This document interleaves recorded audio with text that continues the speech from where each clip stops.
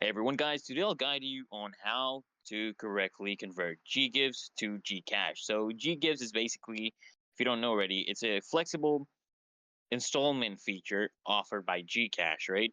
And understanding how to actually use it and effectively use it can basically help you manage your payments. So let's break it down, guys, step by step. So first things first, what you want to do is you want to start by launching the Gcash app on your phone. Ensure that your account is logged in and has the Ggives feature enabled.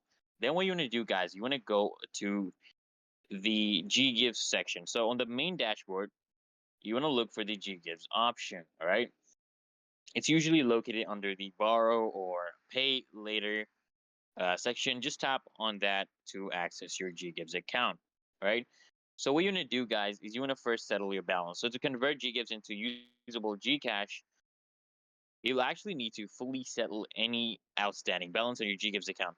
What you're gonna do, guys, is basically tap on Pay Now. Okay, choose the amount and complete the payment using your Gcash balance or your linked bank account. So once your Ggives balance is cleared, now what's gonna happen is the funds will not convert directly into cash in your wallet.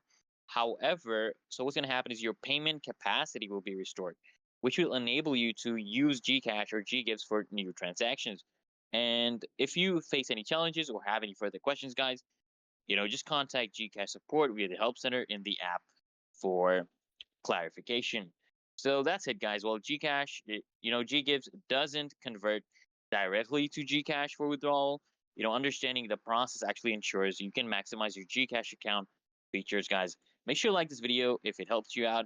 Comment down below if you're still having trouble. I'll try to help you out in the comments as well. Until next time, guys, make sure you subscribe to the channel, and I'll see you guys in the next